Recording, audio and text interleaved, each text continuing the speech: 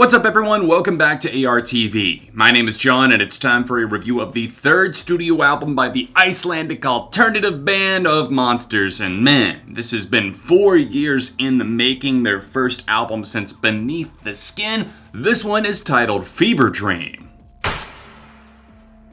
Of Monsters and Men have been away for quite a while, and they struck back with the lead single Alligator off of this project, and I was excited. In fact, I'm a fan of this band. I've been pretty open about the fact that I do enjoy a lot of their songs. Now, this new album is definitely different than anything they've done up to this point. In a way, Alligator was kind of misleading as a lead single, considering that one feels anthemic, summery, definitely some swelling rock and alternative roots in there. I would call this a poppier affair overall. In fact, the band kind of spoke about getting tired of writing songs on the acoustic guitar, which I hate to throw Of Monsters and Men under the bus, but I just feel that that's kind of a tired excuse to me. Everyone's like, oh, I wanted to try something different, and what different always is going poppier and using the computer to make music.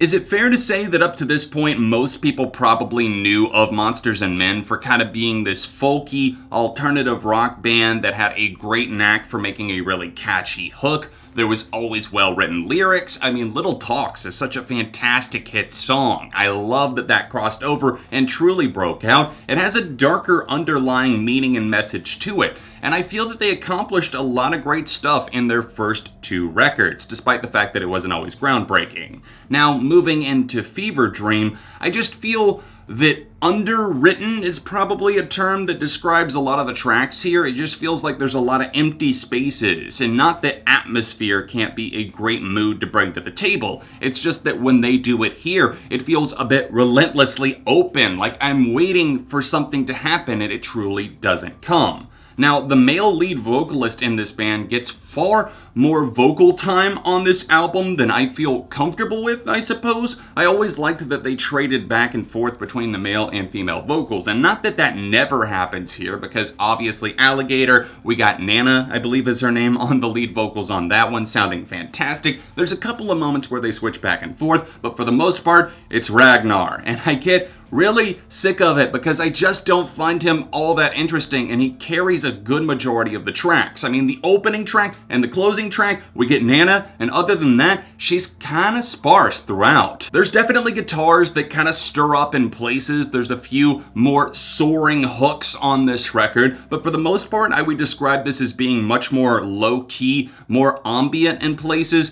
They rely on the electronics kind of heavily. There's even some processing done on the vocals on a couple of the tracks like Stuck in Gravity that I find questionable at best, but overall, it just feels a bit directionless. And not that a band can't change up their style and try on some new shoes, if you will, but here, I don't think it's too good of a fit for the most part. While the songwriting definitely feels more limited on this album, I'm not gonna call it totally elementary. There's definitely some personal songs here, and I can feel tracks like Wild Roses and even Ahay really seeping with some sort of emotional aura.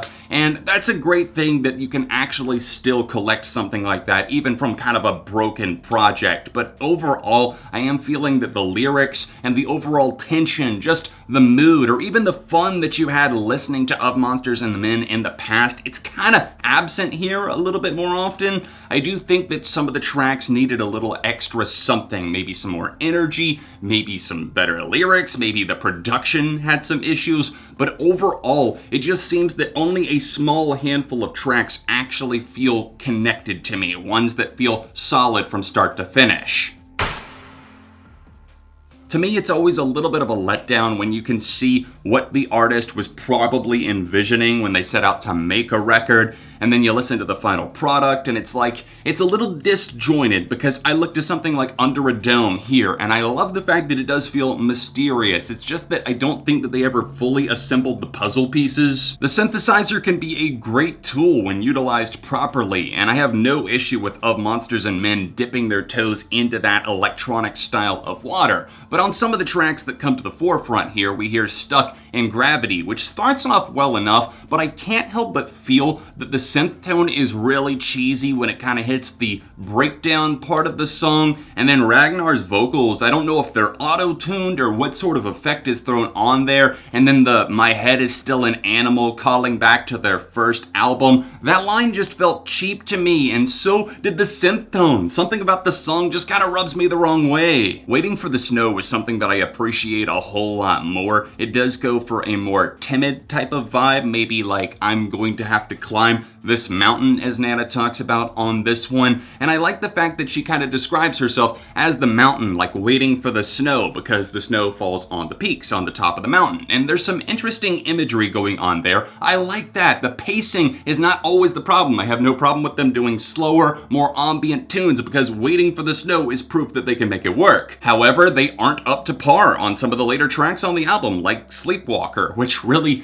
just aimlessly goes nowhere, as maybe the title would imply. And then right after that, Wars, which has an interesting kind of vocal melody to it, at least at first, but I feel that it kind of runs itself out kind of quickly. I don't know, personally, outside of like Alligator, which was a fantastic, really catchy, really uplifting and motivating lead single, and then Wild Roses, which ironically was the second single, I mean, these guys knew what they were doing, putting their best feet forward, but they didn't really have that much to stand on when the rest of the album was presented. I will stick up for the final track on the album though. Soothsayer has Nana on the lead vocals once again, and this is a little bit more classic of Monsters and Men with a somewhat updated twist, which I can appreciate. The vocals and the message here, the story behind it is endearing, so I have to say, yes, applause for a great opener and a great closer, but just there should have been more refinement in between.